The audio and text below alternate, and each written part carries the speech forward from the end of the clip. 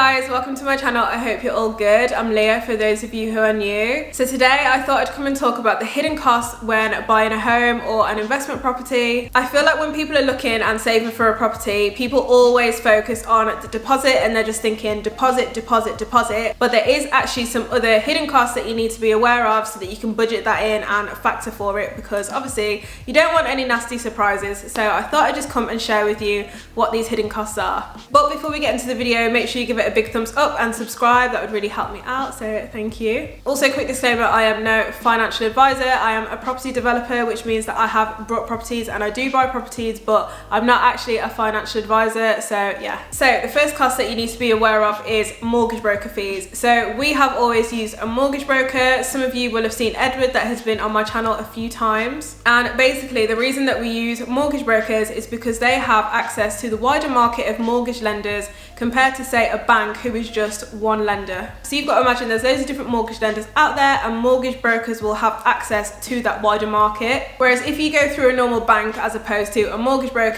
then they're just one lender. So you're not necessarily going to get the best mortgage for your situation. So yeah, mortgage brokers can definitely find you the best deals and also just make the process a lot easier for you. Mortgage brokers are great to use if, say, you're self-employed, if you've got bad credit, or if you're an investor, because they can really find you a mortgage lender that is going to be best suited for your situation. And it's really important to check with your mortgage broker the basis for their fees and when they're going to need paying. Generally speaking, they'll either charge a flat fee, which will cost you several £100s, or they might take a percentage of the mortgage. But then some of them might not actually charge you a fee, and they might just take the commission from the lender, but it all just depends. But yeah, it's really important to agree from the start what their payment structure is, how much the fees are going to be, so that you know exactly how much you need to pay. If you want to hear some mortgage advice, then be sure to check out the video with Edward. He does actually answer in that video a question about using free mortgage brokers. So yeah, I'll let you watch the video so you can find out what he says. Right, so the next hidden cost is the valuation cost. So when you're buying a property, you have to have something done called a valuation to determine how much the property is actually worth,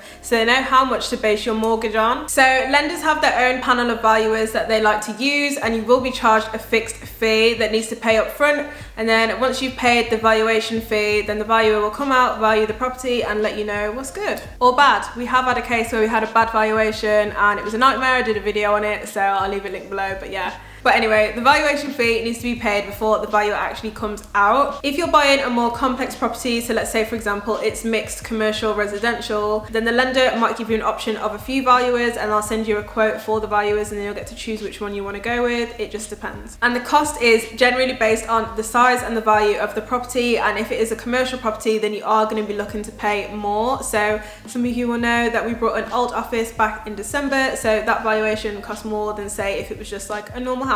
But generally you'd be looking to pay a few £100s to over £1,000. But obviously, like I said before, this all depends on the size of the deal and the complexity of it, so yeah. Right, so the next hidden cost is survey costs. So surveys are optional, but essentially they're something that gives an indicator on the condition of the property and what needs repairing, etc., things like that. So there's a few different types of survey you can have done. You can have something done called the home buyer survey, which is generally more suitable for properties that are already in good condition, but it will highlight if there is any important issues. It's not as in detail as the other surveys I'm going to talk about next, but generally it is for properties that are already in decent condition. On average, the home buyer survey will cost about £400, but obviously it's going to depend on the size of your property. So next is a full structural survey, and this goes into way more detail than the home buyer survey. So this is really good if you're buying an old property, a renovation project, or just a property that's in really bad condition. So we had a full structural survey done on our first renovation project. Like if you've seen the renovation vlog,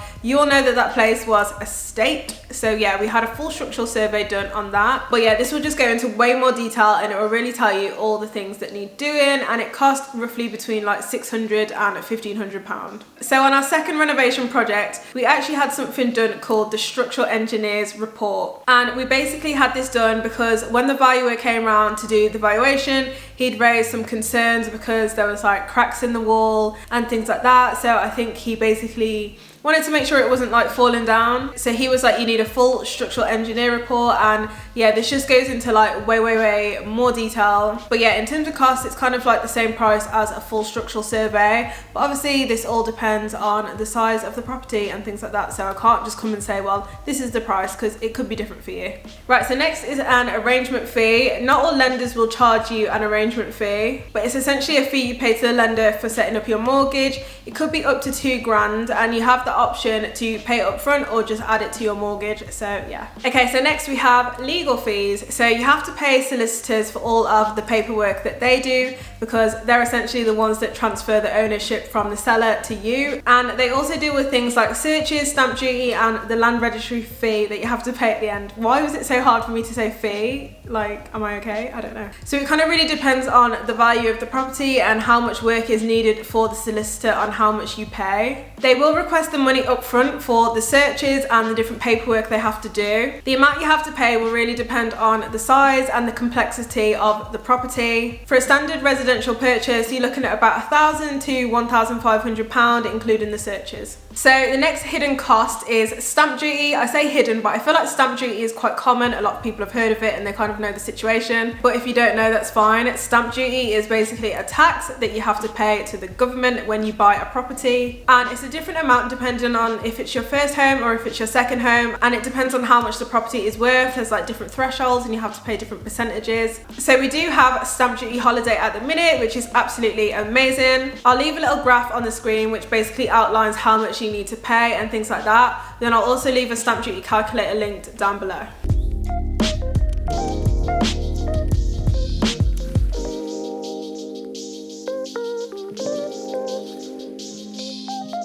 So when it comes to paying stamp duty, you'll pay this to your solicitor, who will then pass that on to HMRC. I don't know why I say pass it on. They'll pay it on to HMRC. And this will be done at the end when the property completes. Okay, so the next little hidden cost that they like to sneak in there is the land registry fee. So the land registry is basically where the government holds information on who owns land and property. And basically you have to pay a fee to have your name and details added onto the land registry and like the property details and things like that. So yeah, and this will cost you a few £100s. And again, it's the same with stamp duty, where you'll pay it to the solicitor and then they'll pass it on to HMRC. So those are the costs involved with purchasing the property. Obviously, if you need to furnish the property, then that is another cost that you're going to have to factor in. I definitely think it's good to be aware of these things before it comes up and it's a nasty surprise and you're like, oh, why have I got to pay for so many things? So yeah, hopefully this video has helped you guys out. I'm thinking of doing a video which is basically the step-by-step process of buying a house, because I feel like when we bought our first property, I was so confused with what was happening and what was happening at the different steps. So maybe that'll help you guys out, but comment down below and let me know if that's something that you want to see. But make sure you subscribe and give this video a big thumbs up. Thank you so much for watching and thank you for supporting my channel. Really appreciate it, and I'll see you next time. Bye. Stamp duty and the land registry. And then they also deal with things like searches, stamp duty, and the land registry fee.